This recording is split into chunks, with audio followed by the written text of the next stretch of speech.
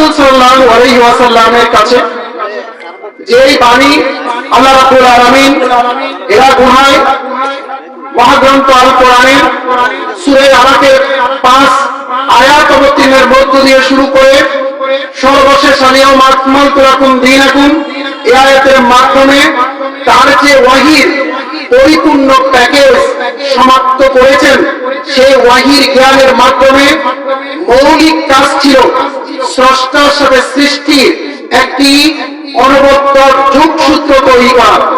বিভিন্ন যুগে নবী এবং রাসূলদের আগমন করেছে। এই কারণে সর্বশেষ নবী হিসেবে রাসূল সাল্লাল্লাহু আলাইহি ওয়াসাল্লামের কাজ ছিল আরবের অন্ধকার সমাজে মানুষদেরকে একীভূত চেতনায়, দ্বীনি চেতনায়, একত্ববাদী চেতনায় বলীয়ান করে জীবন যাপনকে সুন্দর করা, উৎকর্ষিত করা, চমৎকার করা, ব্যবহারিক জীবন, সামাজিক, রাজনৈতিক, অর্থনৈতিক শুরু করে একটা মানুষের যাপিত জীবনে যা প্রয়োজন সব কিছুকে চমৎকার এবং প্রয়োজনীয়, গুরুত্বপূর্ণ করে সুন্দর করে সাবলীল করা। সেই হিসেবে রাসূল সাল্লাল্লাহু আলাইহি ওয়াসাল্লাম বিদায় হজ্জে ভাষণে সর্বশেষ প্রত্যাদেশ যেটা অবতীর্ণ হয়েছে যে আজ আমি ইসলামকে তোমাদের জন্য পরিপূর্ণ করে দিয়েছি। তারপরে তিনি বক্তব্য রেখেছেন ফালিউবাল্লিগুশ শাহিদুল গায়বা, যারা আজকে অনুপস্থিত, উপস্থিত লোকজন অনুপস্থিত লোকদের কাছে আমার বাণী পৌঁছে দিবে। এরপরে এই বাণীকে সামনে রেখেই তৎকালীন হাজার হাজার সাহাবীর সামনে তার সর্বশেষ দেয়া বিদায় হজ্জের ভাষণের পরে মদিনা এবং মক্কায় অধিকাংশ সাহাবীদের এই আর কবর ছিল না, সারা পৃথিবীতে ছড়িয়ে ছিটিয়ে তারা গিয়েছেন। আপনারা জানেন আবু ওয়াক্কাস মালিক ইবনে ওয়াহাব তিনি চীনে গমন করেছিলেন 617 খ্রিস্টাব্দে, অর্থাৎ নবুয়তের 7ম বর্ষে, বিদায় হজ্জের আরো অনেক আগে। তিনি ইসলামের সমান আদর্শ প্রচারের জন্য তার সঙ্গী কাসিম বিন হুযাইফা, উরওয়া ইবনে উসামা, আবু কাইস ইবনে হারিসকে সঙ্গে করে তিনি এই চট্টগ্রাম বন্দর হয়ে, সিলেট বন্দর হয়ে তিনি চায়নায় গমন করেন এবং চীনের ক্যান্টন সমুদ্র তীরবর্তী স্থানে আবু ওয়াক্কাসের একটি সমাধি রয়েছে। সমুদ্র তীরের কোয়াঙ্কা মসজিদও তার নামে নামকরণ করা হয়েছে। তারই মধ্য দিয়ে সাবকন্টিনেন্টে, ভারতীয় উপমহাদেশে ইসলামের আগমন ঘটে। আপনারা জানেন সেই ইতিহাস আমাদের বাংলাদেশে লালমনিরহাটে 69 হিজরিতে সর্বপ্রথম একটি মসজিদ প্রতিষ্ঠিত হয়। 1990 সালে সেই মসজিদটি প্রত্নতত্ত্ব বিভাগ খনন কাজ পরিচালনা করে এক ঝোপঝাড় জঙ্গলের ভিতর থেকে আবিষ্কার করে। ওই মসজিদের শিলালিপির ভিতর লেখা আছে সেই 69 হিজরির কথা আরবিতে, এবং এটা প্রত্নতত্ত্ব অধিদপ্তরের একটি সম্পদ, এবং সেটা 688 খ্রিস্টাব্দ থেকে 689 খ্রিস্টাব্দের ওই সময়কালে এই মসজিদটি নির্মিত হয়েছে। তার মানে ইসলামের বাণী পৃথিবীব্যাপী ছড়িয়ে দেওয়ার জন্য রাসূলের সাহাবীরা তারা দিনের পর দিন পরিশ্রম করে বিশ্বব্যাপী ছড়িয়ে পড়েছে। এরই ধারাবাহিকতায় আপনারা জানেন 7ম শতকে ভারতীয় উপমহাদেশে ইসলামের আবির্ভাব ঘটে, তাও পশ্চিম পাকিস্তান, আফগানিস্তান অঞ্চলে মোহাম্মদ বিন কাসিমের নেতৃত্বে। এরপরে 1204 খ্রিস্টাব্দে, মতান্তরে 5 খ্রিস্টাব্দে ইখতিয়ারউদ্দিন মোহাম্মদ বিন বখতিয়ার খলজি তিনি এই সাবকন্টিনেন্টে আগমন করেন। স্পেশালি পশ্চিমবঙ্গের নদিয়ায় লক্ষণ সেনকে পরাজয়ের মধ্য দিয়ে রাজশাহী বিভাগের চাঁপাইনবাবগঞ্জের সোনা মসজিদের পাদদেশে সেখানে তিনি তার রাজধানী স্থাপন করেন। অবশেষে 6 খ্রিস্টাব্দের দিকে তিব্বত আক্রমণ করতে গিয়ে সেখানে বৈরী আবহাওয়ার শিকার হয়ে তিনি মৃত্যুবরণ করেন। অল্প সময়ে তিনি আসাম পর্যন্ত ধর্ম প্রচারে গুরুত্বপূর্ণ ভূমিকা পালন করেন, এবং তারপরে এই অঞ্চলে পারস্যের থেকে লোকজন এসে মোগলরা শাসন করেছে। দিল্লির সালতানাত এখানে প্রতিষ্ঠিত হয়েছে, এবং 1502 খ্রিস্টাব্দের রমজান মাসে শামসুদ্দিন আবু জাফর ইউসুফ শাহের নেতৃত্বে আলাউদ্দিন হুসাইন শাহ এর রাজত্বকালে বাংলার আদি রাজধানী গড়ে পিরোজপুরে চাঁপাইনবাবগঞ্জের সোনা মসজিদ থেকে মাত্র 1 কিলোমিটার দক্ষিণে দারসবাড়ি মাদ্রাসা প্রতিষ্ঠা করেন। এই দারসবাড়ি মাদ্রাসা তৎকালীন সময় একটি ইউনিভার্সিটি ছিল। ওই দারসবাড়ির খনন কাজ পরিচালনার সময় খুপটি খুপটি রুমগুলো দেখে বোঝা যায় এখানে এক একজন উস্তাদ 2-3 জন ছাত্রকে নিয়ে দার্স দিতেন এবং বিশাল কলেবরে একটি ইউনিভার্সিটির মতো তার অবয়ব ছিল এবং পাশেই একটা মসজিদ ছিল। তৎকালীন শাসকরা যারা ছিল তারা মানুষের যাতায়াত ব্যবস্থা আজকে এই সমাজের মতো এত আধুনিক হয়নি। তখন মানুষ দূর দূরান্ত হেঁটে যেত, যেখানেই হেঁটে যেত ওই একটা পুকুর খনন করত, মসজিদ খনন করত এবং একটা সরাইখানা দিত। ফ্রি মানুষ সেখানে খাইত, রেস্ট নিত, সকালবেলা আবার নিজের উদ্দেশ্যে গমন করত। এইভাবে তারা যেখানে ইসলাম প্রচারের জন্য যেতেন সেখানে একটি মসজিদ প্রতিষ্ঠা করতেন। এই মসজিদের একজন ইমাম নিয়োগ করা হতো। এই ইমাম ওই অঞ্চলের সমাজপতি ছিল এবং 4 বছর 4 মাস 4 দিন কোন সন্তানের বয়স হলে তাকে সর্বপ্রথম ইকরা বিসমি রাব্বিকাল্লাযী খালাক বলে তাকে শিক্ষা, ইসলামী শিক্ষার মধ্য দিয়ে তার শিক্ষা জীবন শুরু হতো। তখনও ভারতবর্ষে মাদ্রাসা শিক্ষার প্রাতিষ্ঠানিক সূচনা হয়নি। মোহাম্মদ বিন কাসিম সিন্ধু বিজয়ের পরে 711 খ্রিস্টাব্দে প্রাতিষ্ঠানিক শিক্ষা নয় বরং 1:1 আলেমের একজন আলেমের কাছে গিয়ে 2 জন ছাত্র পড়তো, বট গাছের নিচে, অশোক গাছের নিচে, পুকুর পাড়ে, এখানে ওখানে এবং মসজিদের আঙ্গিনায়। কিন্তু প্রাতিষ্ঠানিক মাদ্রাসা প্রতিষ্ঠা হয় এও আরো অনেক পরে। মোহাম্মদ বিন গরি 1200 শতকের তুর্কি সাম্রাজ্য গঠন করেন। 1191 সালে আজমিরে সর্বপ্রথম মাদ্রাসা প্রতিষ্ঠিত হয়। তখন শিক্ষার ধর্ম, শিক্ষা, এডুকেশন এন্ড রিলিজিয়ন একসাথে চলতো। যেখানে মানুষ জ্ঞান অর্জন করত সেখানেই মানুষ ধর্মচর্চা এবং ধর্মীয় জ্ঞান আহরণ করত। ইউনেস্কো স্টাডিজ অন কম্পালসারি এডুকেশনে সেটা উল্লেখ করা আছে। শিক্ষা এবং ধর্ম একসাথে জড়িত ছিল। আজকে যেমন আমরা ডিভাইডেড করেছি, আমরা ধর্মীয় শিক্ষা প্রতিষ্ঠানে ধর্ম শিখতে যাই আর সার্টিফিকেটের জন্য স্কুল বা অন্য কোথাও যাই, ইংলিশ মিডিয়ামে বা অন্য কোথাও যাই। এইভাবে ডিভাইডেশন তখনকার দিনে ছিল না। এবং এআর মল্লিকের বিখ্যাত বই British policy and Muslims in Bengal 149 পৃষ্ঠা লেখা আছে, হাতে খড়ি হতো কোরআনের মাধ্যমে। বলেছি 4 বছর 4 মাস 4 দিন যেই সন্তানের বয়স হতো, সেই সন্তান পুত্র বা কন্যা যেটাই হতো তাকে মসজিদে ইমামের কাছে নিয়ে যাওয়া হতো। সেই ইকরা বিসমি রাব্বিকাল্লাযী খালাক পড়ে মুখে মুখে তাকে সেই শিক্ষা দেওয়ার যাত্রা শুরু করতেন। সুলতানি আমল আসলো, ইখতিয়ারউদ্দিন মোহাম্মদ বখতিয়ার খলজি বঙ্গ বিজয় করলেন। শামসুদ্দিন ইলিয়াস শাহ সেই 1201 থেকে দিল্লির যে শাসন, 325 বছরের শাসন, 1528 খ্রিস্টাব্দ পর্যন্ত এখানে চলে। কেউ কেউ বলেছে 320 খ্রিস্টাব্দ পর্যন্ত 20 বছর এই শাসন চলে। মানে 1206 থেকে 1526 খ্রিস্টাব্দ পর্যন্ত এই সময় এই অঞ্চলে প্রচুর পরিমাণ মাদ্রাসা এবং মসজিদ স্থাপন হয়। বিশেষ করে শামসুদ্দিন ইলতুৎমিশের সময় তুগলকের আমলে সবচেয়ে বেশি মাদ্রাসা প্রতিষ্ঠিত হয়। তুগলক 37 বছর শাসন করেছে দিল্লিতে, 12,000 মাদ্রাসা প্রতিষ্ঠা করেছে। ফিরোজ শাহ তুগলক 1351 খ্রিস্টাব্দ থেকে 1388 খ্রিস্টাব্দ পর্যন্ত শিক্ষা খাতে 13 লক্ষ টনকা বরাদ্দ দিতেন। 13 লক্ষ টনকা, টনকা তৎকালীন মুদ্রার নাম, টনকা দিতেন। 13 লক্ষ টনকা শিক্ষা খাতে বরাদ্দ দিতেন। এর মাঝে 3,60,000 টনকা শিক্ষা ব্যয় নিয়োগ হতো। অবশিষ্ট টাকা বিভিন্ন স্থাপনা প্রতিষ্ঠার ক্ষেত্রে নিয়োগ হতো। 1493 খ্রিস্টাব্দে সোনা মসজিদ প্রতিষ্ঠিত হয়েছে। 1523 খ্রিস্টাব্দে রাজশাহীর ঐতিহাসিক বাঘা মসজিদ প্রতিষ্ঠিত হয়েছে। মুসলিম শাসন 1204 খ্রিস্টাব্দ থেকে 1757 খ্রিস্টাব্দ পর্যন্ত 553 বছরের মুসলিম শাসন এই ভারতীয় মহাদেশে অব্যাহত ছিল।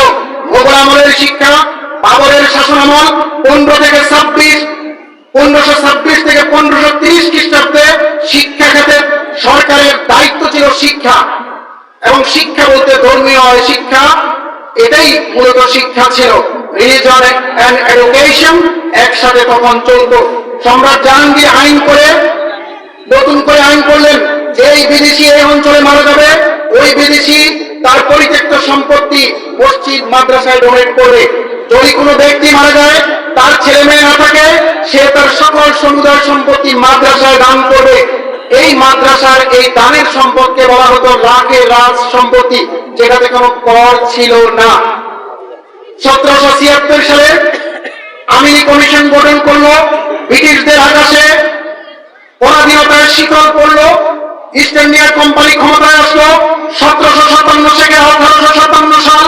100 বছর ইস্ট ইন্ডিয়া কোম্পানি এই অঞ্চলকে শাসন করলো। 1857 সালের মহাবিদ্রোহের পরে বাকি 90 বছর 1947 সাল পর্যন্ত ব্রিটিশ সরকার এখানের শাসনকে তারা নিল। তারা এসে ব্রিটিশরা দেখলো বিশাল সম্পত্তি মাদ্রাসা মক্তবে ওয়াকফ করা, এগুলি থেকে তারা কোনো ট্যাক্স পায় না। তখন তারা কি করলো? 1776 খ্রিস্টাব্দে তারা আমিনি কমিশন গঠন করলো। এই কমিশনের কাজ ছিল মাদ্রাসা মক্তবের ওয়াকফের জমিগুলো নতুন করে দেখা, এগুলোর দলিল দস্তাবেজ সব ঠিক আছে কিনা। তৎকালীন জীবনে মানুষ অনেক অবিদ্যান ছিল, হাতের লেখা লিখতে পারতো না, পড়াশোনার শিক্ষার 0.1% নিচে ছিল শিক্ষা। ফলে সবাই মৌখিকভাবে দান করত। এই মৌখিকভাবে মাদ্রাসা মুক্তবে দান করাকে তারা বাইবেলের চাইতেও গুরুত্বপূর্ণ ধর্মীয় মনে করতো, এত সম্মান শ্রদ্ধা করত। কেউ এই সম্পত্তি দখল করতো না। মসজিদের ইমাম, মাদ্রাসার শিক্ষক, সমাজের নেতা ছিল, মানুষের বিচার আচারের নেতা ছিল। বাচ্চা 4 বছর 4 মাস 4 দিন হলে তার নাম রাখার নেতৃত্ব দিত। টোটাল কমিউনিটি নেতৃত্ব দিত মসজিদের ইমাম। ইস্ট ইন্ডিয়া কোম্পানি দেখলে এইভাবে চললে তাদের ক্ষমতায় দিন হারাতে হবে, এখান থেকে চলে যেতে হবে। ইস্ট ইন্ডিয়া কোম্পানি লাখের সম্পত্তি আমিনি কমিশনের মাধ্যমে, আমিনি কমিশন 1793 সালের 19 এবং 37 নম্বর রেজুলেশন অনুসারে লাখের সম্পত্তির সনদ যাচাই করা এবং নিবন্ধের জন্য কালেক্টর অফিসে যে ফরমান জারি করে, সেই ফরমান অনুযায়ী 1840 সাল পর্যন্ত এই কমিশন রিপোর্ট দেয়।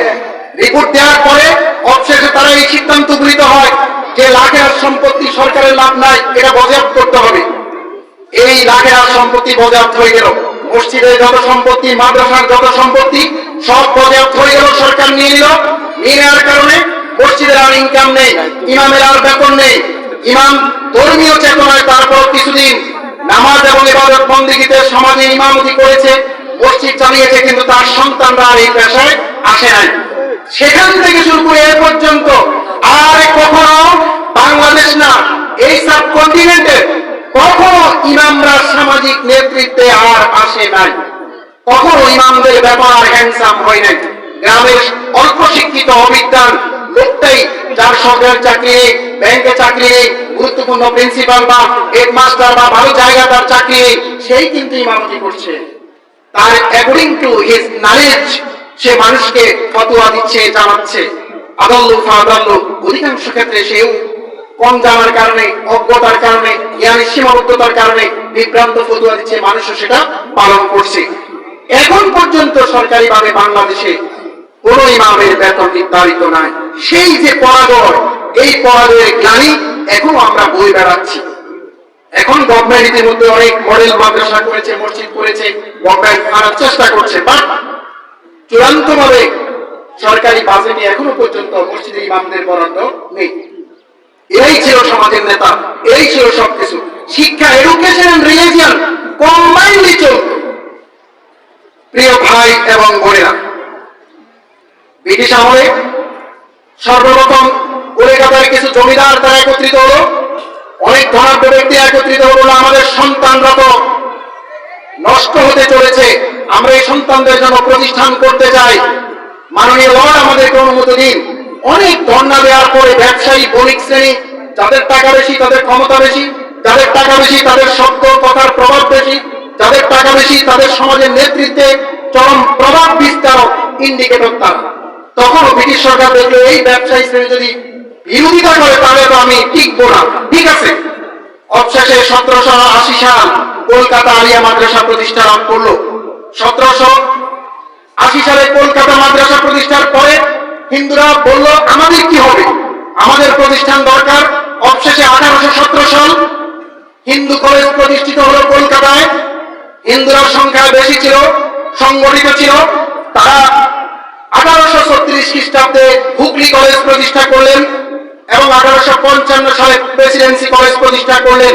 এর মাঝে সরকারি আলিয়া থেকে বেরিয়ে আসলো অনেক বিরক্ত পণ্ডিত জ্ঞানী ব্যক্তি। তারা অবশেষে 1866 সালে দেওবন্দ মাদ্রাসা প্রতিষ্ঠা করলেন। এই দেওবন্দ মাদ্রাসার ভিতর দিয়ে এলাকায় জ্ঞান ছড়িয়ে পড়লো, এলেমের বিকাশ ঘটতে থাকলো। আজকে মানুষ গেল 2-4 বছর আগের করোনা কালে মানুষ যখন জীবন এবং মৃত্যুর সন্ধিক্ষণে জীবন খুব সহজ করে মানুষের চোখের সামনে যখন প্রতিবাদ হলো, তখন মানুষ আবার রিলিজিয়ান অ্যাসপেক্টে জীবনকে ভাবতে থাকলো। এই করোনা কালে সবচেয়ে বেশি বাংলাদেশের প্রতিষ্ঠা পেয়েছে মাদ্রাসা, সবচেয়ে বেশি প্রতিষ্ঠা পেয়েছে মাদ্রাসা। তার কারণ মানুষ এখন অনেক সচেতন, দেশের যোগাযোগ ব্যবস্থার অভূতপূর্ব উন্নয়ন ঘটেছে, মোবাইল টেকনোলজি এসে জীবন যাপনকে সহজ করেছে, জ্ঞান এবং শিক্ষা এবং আয়ু মানুষের বেড়েছে। সব দিক থেকে মানুষ অর্থনৈতিকভাবে একটা বিশেষ শ্রেণী খুবই খারাপ অবস্থা থাকলেও মেজরিটি পার্সেন্ট অর্থনৈতিকভাবে স্বাবলম্বী হয়েছে। তাদের ছেলে মেয়েদেরকে বিদেশ পাঠিয়ে শিক্ষিত করে সোশ্যালাইজেশনের অ্যাপ্রোচে প্রতিষ্ঠা পাওয়ার প্রেক্ষাপটে মানুষের ব্যবহারিক জীবন সুন্দর হয়েছে, মানুষ সচেতন হয়েছে। মানুষ এখন দেখতে পাচ্ছে জাহাঙ্গীরনগর বিশ্ববিদ্যালয়ের শিক্ষক বৃদ্ধ বয়সে বৃদ্ধাশ্রমে থাকে। বাংলাদেশের কোন আলেম ওলামার সন্তান অথবা কোন ব্যক্তির সন্তান আলেম ওলামা, ওই আলেম ওলামার কোন বাবা বৃদ্ধাশ্রমে নেই। বৃদ্ধাশ্রমের উপর আমরা গবেষণা করেছি। বৃদ্ধাশ্রমে যত লোক আছে অধিকাংশই শিক্ষিত এবং অধিকাংশই ছেলেমেয়েরা প্রতিষ্ঠিত, ডাক্তার, ইঞ্জিনিয়ার। আপনারা বোম্বের সেই বিখ্যাত ঘটনা জানেন, সন্তান থাকে আমেরিকায়, মা একা একা বাসায় থাকে, ভদ্রমহিলা হিন্দু, প্রতিদিন সকাল বিকাল ফোন করে, কিন্তু যেদিন আজরাইল এসে তার জান কবজ করেছে এর পরের দিন থেকে তার ফোন তো অফ। আত্মীয় স্বজনের সাথে ওইভাবে এলিয়েটেড লাইফ লিড করার কারণে যোগাযোগ নেই। অবশেষে কি হলো, 6 মাস পরে এসে তারা ভেঙে দেখে মায়ের কঙ্কাল। আপনার রাজশাহীর ঘটনা জানেন, এক মেয়ে থাকে, কুষ্টিয়া বিয়া হয়েছে, ছেলে ঢাকা থাকে, বাবা বাসায় একা থাকে। মৃত্যুবরণের 1 সপ্তাহ পরে প্রতিবেশী তীব্র দুর্গন্ধ, এটা থেকে বাঁচার জন্য ফায়ার সার্ভিসে খবর দিয়ে লোক এনে দরজা ভেঙে লাশ বের করেছে, পোষা পেট থেকে সব পৃষ্ঠা বেরিয়ে গেছে, পোকামাকড়ে পছন্দ হয়েছে, তীব্র দুর্গন্ধ। আপনারা সেই শিক্ষিত মহল জানেন প্রফেসর তারেক শামসুর রহমানের কথা। আন্তর্জাতিক রাজনীতিক স্পেশাল বিসিএস যারা পরীক্ষা দিবে, এনটিএফসি এর পরীক্ষা দিবে রিটেন এক্সামে, তার বই না পড়লে আন্তর্জাতিক রাজনীতি বোঝা কঠিন। জাহাঙ্গীরনগর বিশ্ববিদ্যালয়ের আন্তর্জাতিক বিভাগের প্রফেসর, ছেলেমেয়েরা ইউরোপ আমেরিকায়, তিনি উত্তরা ভাষায় মৃত্যুবরণ করে 2-3 দিন হয়ে গেছে। দুর্গন্ধে প্রতিবেশী বের করেছে ফায়ার সার্ভিসের লোক এনে দরজা ভেঙে। এই যে একাকিত্ব, কোন আলেম ওলামার সন্তান এভাবে একাকিত্ব বসবাস করে না। কোন আলেমের সন্তান তার বৃদ্ধ পিতামাতাকে বৃদ্ধাশ্রমে নিয়ে এসে নীরবে নিভৃতে বাসায় সুন্দর করে খাওয়া দাওয়া, সুন্দর ড্রেস পরে স্ত্রীকে নিয়ে ঘুমায় না। কোন নজির নেই। সত্যিকারের কোন মাদ্রাসায় স্টুডেন্টদের 2 গ্রুপের সংঘর্ষের মাদ্রাসা বন্ধ হয়েছে সেই ইতিহাস নেই। ড্রাগ এডিকশন নিয়ে অনেকেই কাজ করে। কুমিল্লার শহরে যান, কুমিল্লার বরফ দিয়ে সবচেয়ে বেশি ফেন্সিডিল এবং এ আসে, যশোরের পরেই কুমিল্লার স্থান।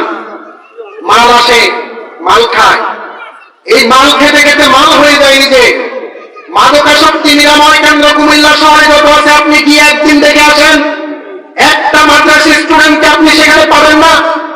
তার কারণ যাদের পরকালের ভয় থাকে, যারা আল্লাহকে বিশ্বাস করে, যারা পরকালের জবাবদিহিতা এবং হিসাব নিকাশকে বিশ্বাস করে, যারা বিশ্বাস করে ফেরেশতারা প্রতিনিয়ত আমাদের সবকিছু দেখে রাখছেন, যারা বিশ্বাস করে ইন্নাল্লাহ কানা আলাইকুম রাকিবা, আল্লাহ আমাদের যাবতীয় কার্যক্রম গভীরভাবে প্রত্যক্ষ করছেন, এই চেতনায় বলিয়ান জাতি কখনো ড্রাগ এডিক্টেড হতে পারে না।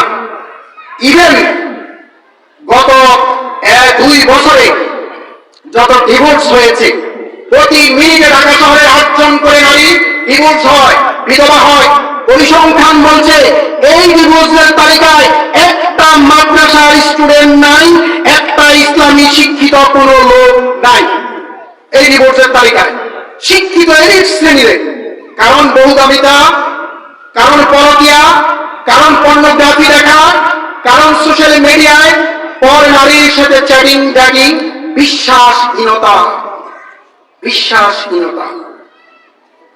ইভেন যত যুবক এবং তরুণ বিশ্ববিদ্যালয়ের স্টুডেন্ট, ছেলে বা মেয়ে যারা আত্মহত্যা করেছে, এদের পরিসংখ্যান আপনি দেখেন, কোন মাদ্রাসা স্টুডেন্ট আপনি পাবেন না, কোন আলেম ওলামা আত্মহত্যা করতে আপনি দেখবেন না।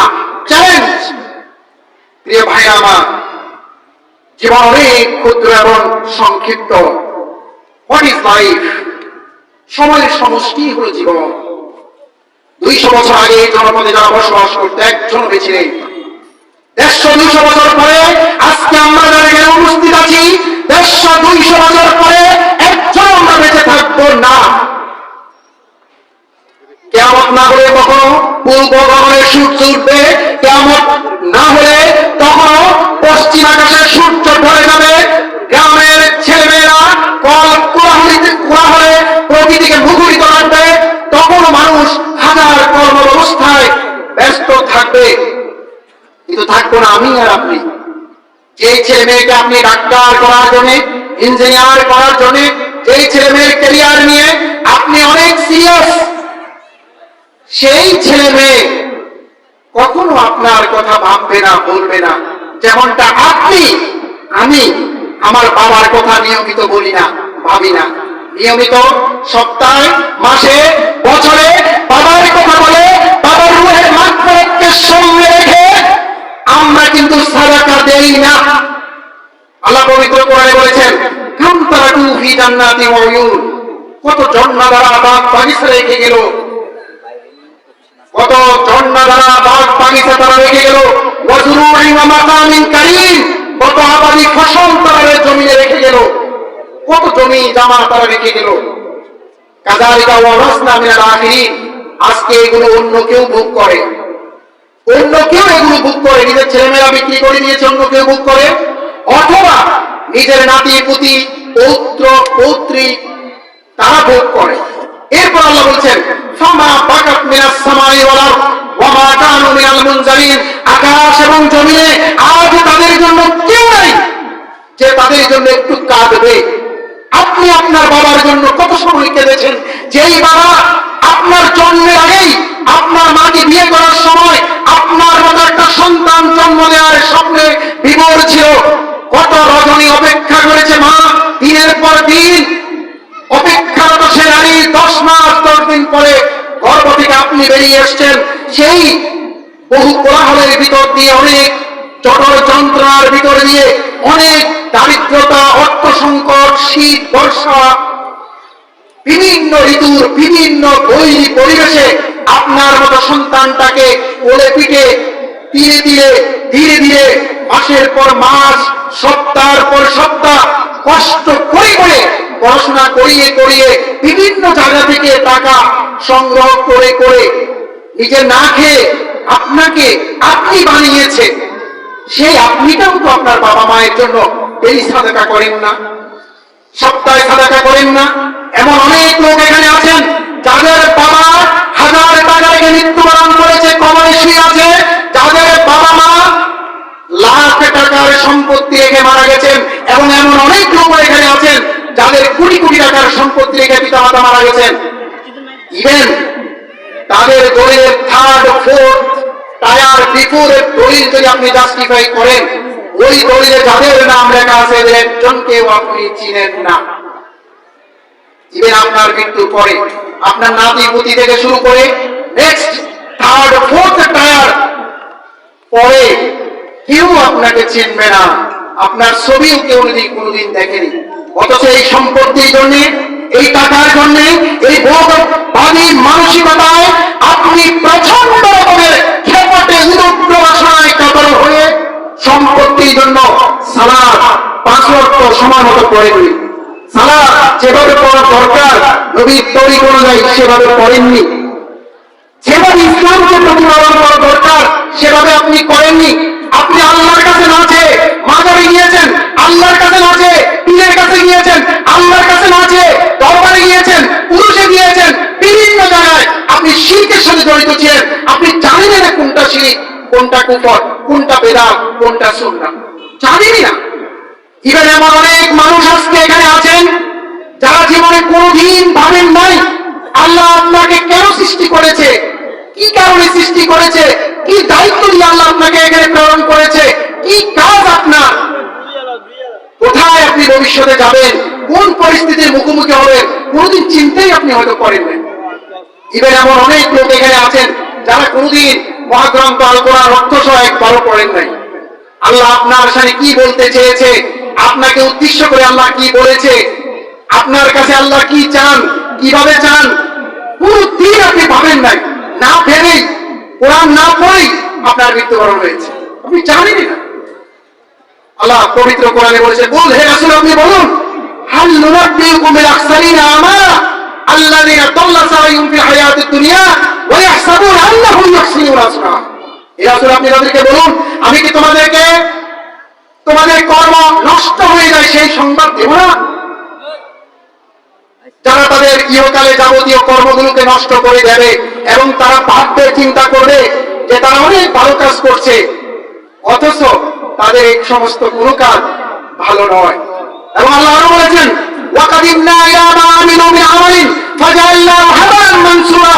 কিয়ামতের কঠিন দূর দিয়ে বান্দার প্রতি যথেষ্ট ঐকান্তিকতা নিয়ে আমি বান্দাকে ক্ষমা করার নিমিত্তে তার কাছে যাব, তার কাছে গিয়ে আমি তাকে ক্ষমা করার জন্য তার আমলনামা চাইব, অথচ আমি দেখব তার আমলনামায় শিরকযুক্ত, অতঃপর হাবা'আন মানসুরা, এটা আমি নিক্ষেপ করে দেব, এটা অন্তঃসার শূন্য হয়ে পড়বে।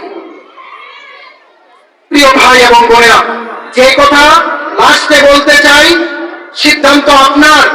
আপনি যে এখানে পা রেখেছেন, আপনি যে এখানে সন্তান দিয়েছেন, আপনি যে এই আয়োজনকে সাপোর্ট করেন, আপনি যে দ্বীনি এই প্রতিষ্ঠান হোক এটা ভিতর থেকে দূরে দূরে কল্পনা বা চিন্তা করেন, তার মানে আপনি এখন ঈমানদার, তার মানে আল্লাহ আপনাকে পছন্দ করেন, তার মানে আল্লাহ আপনাকে ভালোবাসেন। তার কারণ সেই হুজরাতের শেষ আয়াতে বলা হয়েছে, ইয়ামুন্নুনা আলাইকা আসলামু কুল লা তামুন্নু আলাইয়া ইসলামাকুম বালিল্লাহু ইয়ামুন্নু আলাইকুম হাদাকুম লিল ঈমান। ইসলামের প্রথম যুগ কিছু মানুষ রাসূলের কাছে এসে এমন ভাব নিচ্ছে ইসলাম ধর্ম গ্রহণ করে রাসূলের উপর অনুগ্রহ করেছে।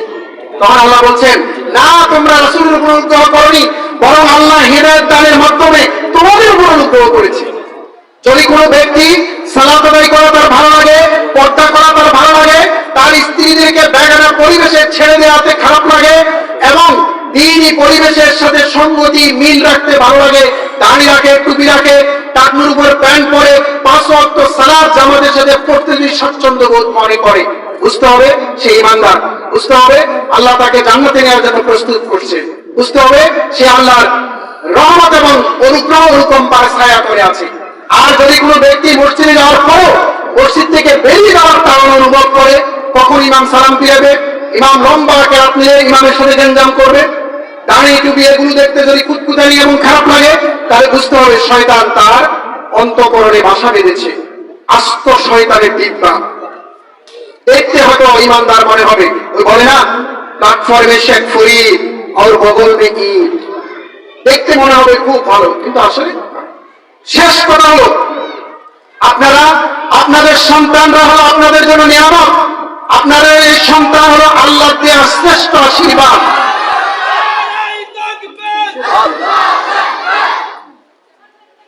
সুতরাং আপনারা একটা মাস্টার প্ল্যান করবেন। Triangulation is very important for research. Triangulation, সেটা হলো একদিকে আল্লাহ রাব্বুল আলামিন, অন্যদিকে মহাগ্রন্থ আল কোরআন, তারপরে হলো মহানবী সাল্লাল্লাহু আলাইহি ওয়াসাল্লাম। এই যে ট্রায়াঙ্গুলেশনের কথা বলে আমার কথা শেষ করব। আলহামদুলিল্লাহি রাব্বিল আলামিন, সমস্ত প্রশংসা আল্লাহর জন্য। এই যে সমস্ত আমরা কোথা থেকে নিয়ে আসি, আলহামদুলিল্লাহ ভিতরে আলিফ লাম আছে, আলিফ লাম মানে জমি অপরাধকে শামিল করে। আল্লাহ সমস্ত বিশ্ব ব্রাহ্মণের প্রভু মহানবী সাল্লাল্লাহু আলাইহি ওয়াসাল্লাম রাহমাতুল লিল আলামিন, বিশ্ব ব্রাহ্মণের জন্য তিনি রহমত স্বরূপ। কুরআন হুদাল লিন-নাস, মানব জাতির জন্য হিদায়াত, হিদায়াতের গ্রন্থ। এই যে ট্রায়াঙ্গুলেশন, এটা আপনাকে বুঝতে হবে। সবচেয়ে মৌলিক শেষ করা হলো আপনি আপনার সন্তানের জন্য স্কুল ভিত্তিক ট্রায়াঙ্গুলেশন আপনি গ্রহণ করবেন। একদিকে শিক্ষক, একদিকে অভিভাবক, একদিকে ছাত্র, সমন্বিত চেতনায় একটা প্ল্যান করবেন। আপনার ফিরে আসা জীবনে অনেক দুঃখ আছে, অনেক কষ্ট আছে, আপনি আপনার সন্তানকে কি করতে চান, আপনার একটা প্ল্যান আছে। এই প্ল্যানের কথা সন্তানকে বলবেন। আপনার অতীতকালের রেখে দেওয়া কোনো স্মৃতি, দুঃখের স্মৃতিকে সন্তানকে বলবেন। সন্তানকে নিজের মতো করে নিজের চিন্তার আলোকে গড়ে তুলবেন, সময় দিবেন এবং সন্তানের জন্য মাস্টার প্ল্যান করে দিবেন। আমেরিকা সারা পৃথিবীকে শাসন করার জন্য আমেরিকা একটা মাস্টার প্ল্যান করে তাদের বুদ্ধিজীবীরা তা বলে, if you fail to plan you really plan to fail. যদি তুমি পরিকল্পনা করতে ব্যর্থ হও, তাহলে তুমি ব্যর্থ হওয়ার জন্য পরিকল্পনা করেছো। প্ল্যান খুব গুরুত্বপূর্ণ। আমি মনে করি ক্লাস 8, 9 পর্যন্ত মাদ্রাসা পড়ার পর, এরপর যদি আপনি মনে করেন বা দাখিল পাস করানোর পর যে ছেলেকে ডাক্তার ইঞ্জিনিয়ার করবেন, আপনি করবেন। কিন্তু বেসিক ইসলামিক জ্ঞান যদি তাকে শৈশবে না দেন, তাহলে সে কোনদিন সত্যিকারের মুসলিম হওয়া তার জন্য কঠিন হবে। তার কারণ এই যে সমাজ, এই যে প্রকৃতি, এই যে সমাজ ব্যবস্থা, এই যে টেকনোলজির গগনচুম্বী উৎকর্ষের সাধন, মোবাইল সংস্কৃতি, ফেসবুক সংস্কৃতি, কোনোভাবেই সন্তানকে আপনি দ্বিমুখী রাখতে পারবেন না। আমাদের এখনই রিয়েলাইজেশন হলো, আমরা শৈশবে যদি মাদ্রাসা করতাম, ইসলাম সম্পর্কে আমাদের কোনো কিছুই জানা হয়ে উঠতো না। এই যে সিলেবাস, এটা নিয়ে অনেক কথা। সর্বশেষ কথা হলো, পরিকল্পনা করে দিবেন আপনার সন্তান 5 বছর পর কি করবে, 10 বছর পর কি করবে, 20 বছর পর কি করবে। লোকজন সন্তানকে কিভাবে চিনবে, কিভাবে চেনাকে আপনি পছন্দ করেন, এই থিঙ্কিং সন্তানের অন্তরে, ব্রেনে, পরিকল্পনায় আপনি পুশ করবেন। এবং এই পরিকল্পিত জীবনযাপন, রুটিন মাফিক পড়াশোনা, বিশেষ করে আরবি গ্রামার, ইংরেজি গ্রামার, আরবি কথোপকথন, ইংরেজি কথোপকথন, শৈশবের ম্যাথ, এই বেসিক সাবজেক্টগুলো যেন স্কুলের পাশাপাশি বাহিরের টিচার দিয়ে আপনি পড়াবেন, যাতে এরা দক্ষ হয়, শৈশব থেকেই অভিজ্ঞ হয়। এর ভিতর দিয়ে আপনার সন্তান একদিকে ভালো রেজাল্ট করবে, অন্যদিকে আপনার এ যাবে, সামনে এগুতে পারবে। মধ্যপ্রাচ্যে এখন 25টি ইউনিভার্সিটি স্টুডেন্ট নেওয়া হয় এবং 30,000 টাকা করে মান্থলি স্কলারশিপ দেওয়া হয়। এক সৌদি আরবে 12টি ইউনিভার্সিটি আছে। প্রতি বছর আগে নিতে 100, গত বছর নিয়েছে 250, এই বছর আরো বাড়িয়েছে। আজহারি স্টুডেন্ট যায়, Malaysia international Islamic university student যায়, সব জায়গায় স্টুডেন্ট যায়। আমরা মনে করি কামেল পাস করলে পড়া শেষ, কেউ কেউ মনে করে দাওরা পাস করলে পড়া শেষ। পড়া আসলে কখনো শেষ হয় না। হিন্দিতে একটা কথা আছে, जो सीखने में है वो जिंदा है, जो सीखना बंद किया वो जिंदा लाश है। এমন অনেক লোক আছে কামেল পাস করার পর আর বই পুস্তক ধরে নেই, দাওরা পাস করার পর আর স্টাডি করে না। আমি কালকে এক শিক্ষক প্রশিক্ষণে ছিলাম টাঙ্গাইলে, ওখানে প্রায় 100 মতো শিক্ষক ছিলেন। বললাম ডেলি 3 ঘন্টা করে পড়ে, এরকম আপনারা হাত তোলেন। এই 1-2 জন হাত তুলতে পারছে, আর অধিকাংশই কোনো স্টাডি নাই, কোনো পড়াশোনা নাই। তো এই জন্য ওই যে একটা কথা আছে, ওই যে কলকাতার এক নায়ক, যে মারবো এখানে, লাশ পড়বে শ্মশানে। আপনার বাচ্চা থাকবে 9-এ, 8-এ, 7-এ, আপনার টাকা নাই, পয়সা নাই, নো প্রবলেম, কিন্তু বাচ্চা নিয়ে আপনি স্বপ্ন দেখবেন, পরিকল্পনা তার মাথায় ঢুকে দিবেন, দেখবেন ধীরে ধীরে তার কর্মপ্রবাহ বলতে যাবে, তার প্ল্যানিং তার ভিতরে নতুনত্ব তৈরি করবে, তার ভিতরে জাগরণ তৈরি করবে, আত্মবুদ্ধি এবং তার আত্মসমালোচনার ভিতর দিয়ে সে নতুন কর্মপন্থা ডিজাইন করতে পারবে। আল্লাহ রাব্বুল আলামিন আপনাদের সবাইকে কবুল করুন। দ্বীনি মারকাজের সাথে থাকার জন্য আপনাদের আল্লাহ রাব্বুল আলামিন কবুল করুন। সবাই সন্তানদেরকে ইসলামের মৌলিক শিক্ষা দেওয়ার পরে গিয়ে আপনারা যেটা খুশি সেটা বানাবেন, বাট ইসলামের মৌলিক শিক্ষা বিং এ মুসলিম, এটা খুব mandatory, obligatory. Without it is quite impossible for a man to live his life according to Quran and Sunnah. সম্ভব নয়। আসসালামু আলাইকুম ওয়া রাহমাতুল্লাহি ওয়া বারাকাতুহু।